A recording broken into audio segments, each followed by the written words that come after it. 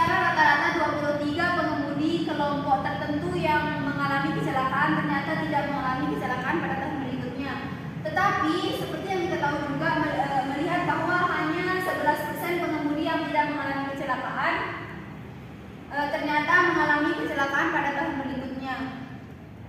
Tentukan persentase sebagai pendekatan probabilitas empiris untuk hal-hal berikut. Yang pertama itu gambarkan diagram transisi. Perlu teman-teman ketahui ketika teman-teman ingin membuat diagram transisi pada materi rantai Markov, teman-teman harus tahu lambang beberapa kejadian yang ada pada soal. Karena di soal ini terjadi kecelakaan dan tidak terjadi kecelakaan, maka untuk yang terjadi kecelakaan itu kita lambangkan sebagai A, dan yang tidak terjadi kecelakaan itu kita lambangkan sebagai A aksen.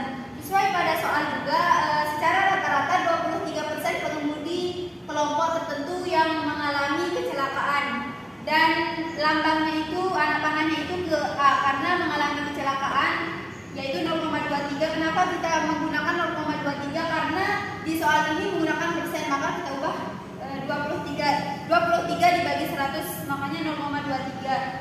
Dan untuk tidak terjadi kecelakaan pada tahun berikutnya, maka 0,77 ini sisa dari 0,23.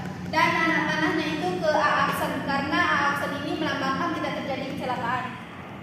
Selanjutnya di soal juga mengatakan pada tahun berikutnya mereka juga melihat bahwa hanya 11% pengemudi yang tidak mengalami kecelakaan, di mana 11% itu kita ubah menjadi 0,11, dan anak panah yang di sini 0,89 terjadi kecelakaan pada tahun berikutnya.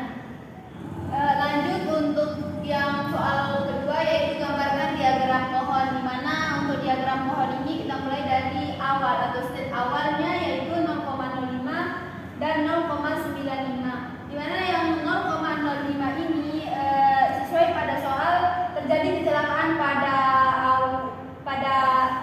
tahun pertama yaitu 0,23 dan tidak terjadi kecelakaan pada tahun berikutnya, yaitu sisanya itu 0,77. Selanjutnya untuk yang state awal 0,95 kita lambangkan sebagai A0 aksen, di mana sesuai pada soal juga 0,11 ini tidak terjadi kecelakaan pada tahun pertama, tapi terjadi kecelakaan pada tahun berikutnya yaitu 0,89. Kita lambangkan sebagai A1 aksen. Selanjutnya kita mencari peluang probabilitas dari diagram pohonnya dengan rumus PA1, yaitu peluang A0 gabungan A1 dijumlahkan dengan peluang A0 aksen gabungan A1. Kemudian teman-teman harus memasukkan nilai setiap variabel yang di atas, mana A0 itu nilainya 0,05 dan A1 nilainya 0,23. Lalu dijumlahkan dengan 0,95 dikali 0,11 dan hasil akhirnya itu 0,116. Selanjutnya untuk peluang probabilitas A1 aksen, di mana rumusnya sama, peluang A0 gabungan A1 aksen dijumlahkan dengan peluang A0 aksen gabungan A1 aksen, lalu masukkan nilai setiap variabel. 0,05 dikali 0,77 dijumlahkan dengan 0,95 dikali 0,89, lalu hasil akhirnya 0,884. Perlu teman-teman ketahui ketika peluang A1 dijumlahkan dengan peluang A1 aksen maka jumlahnya 1. Lanjut untuk pertanyaan yang ketiga, yaitu tentukan matriks transisi. Yang pertama, untuk matriks transisi ini teman-teman harus mengelompokkan mana bagian yang terjadi kecelakaan dan yang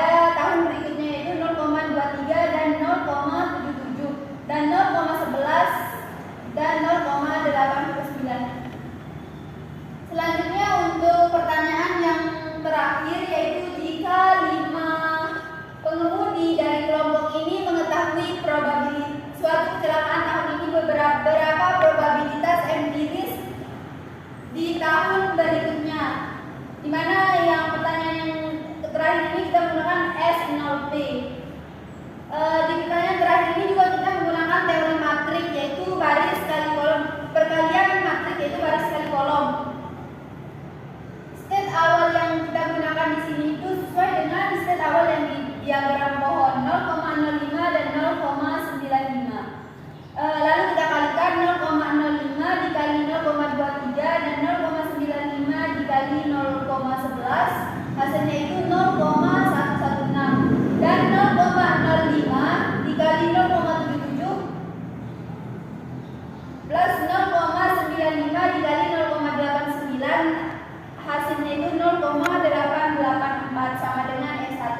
Kenapa kita menggunakan S1? Ketika teman-teman ingin mencari S1P, maka step awal yang teman-teman gunakan itu adalah hasil akhir dari S0P, di mana untuk S1P itu 0,116 dan 0,884. Untuk perkaliannya itu tetap kita gunakan nilai yang kecelakaan dan tidak terjadi kecelakaan.